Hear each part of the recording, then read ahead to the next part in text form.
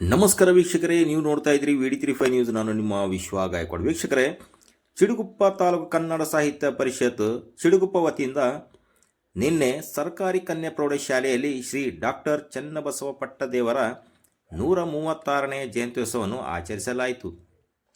ಈ ಸಂದರ್ಭದಲ್ಲಿ ಹಿರಿಯ ಸಾಹಿತಿಗಳಾದ ಮಹಾರುದ್ರಪ್ಪ ಆಣದೂರು ಮಾತನಾಡಿ, ವೈಚಾರಿಕ ಚಿಂತಕರು, ನೂತನ ಅನುಭವ ಮಂಟಪದ ರೂವಾರಿ, ಕಾಯಕ ನಿಷ್ಠೆ, ದಾಸೋಹ, ಮನೋಧರ್ಮದ ಕರುಣಾಮೂರ್ತಿ, ಅನಾಥರ ನೊಂದವರ ಧ್ವನಿ, ಗಡಿಭಾಗದಲ್ಲಿ ಕನ್ನಡ ಉಳಿಸಿ ಬೆಳೆಸಿದ ಕನ್ನಡ ಕೀರ್ತಿಯವರಿಗೆ ಸಲ್ಲುತ್ತದೆ.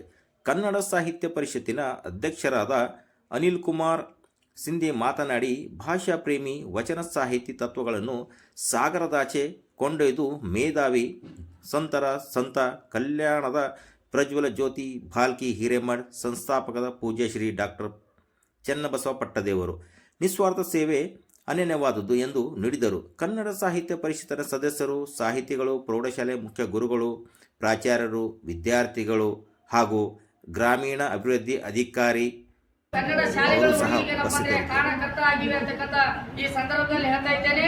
ಅವರ ಒಂದು ಆದರ್ಶ ತತ್ವಗಳೇನಪ್ಪ ಅಂದ್ರೆ ಸದಾ ಎಲ್ಲರ ತಾವು ಮೈಗೂಡಿಸಿಕೊಳ್ಬೇಕು ಅಂತಕ್ಕಂಥ ವಿಚಾರವನ್ನು ಸಂದರ್ಭದಲ್ಲಿ ಹೇಳಿ, ನಮ್ಮ ಹಿರಿಯರು ಹಾಗೂ ಗೌರವಾಧ್ಯಕ್ಷರಾಗಿರ್ತಕ್ಕಂಥ ಸಮ್ಮೇಳನದ ಸರ್ವಾಧ್ಯಕ್ಷರಾಗಿರ್ತ ಮಾರ್ಗರೂಪ ಅಣದೂರು ಸರ್ ಅವರು ಈ ವೇದಿಕೆಯನ್ನು ಕುರಿತು ಒಂದೆರಡು ಮಾತಾಡಬೇಕಾಗಿ ಕೇಳ್ಕೊತಾ ಇದ್ದೇನೆ.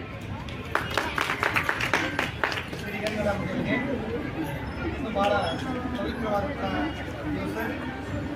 ದಿವಸ ಪರಮಪೂಜ್ಯ ಶ್ರೀ ಪಟ್ಟದೇವರ 136ನೇ ನೇತೃತ್ವವಾಗಿ ನಾವೆಲ್ಲ ಭಾಗವಹಿಸಿದ್ದೀವಿ.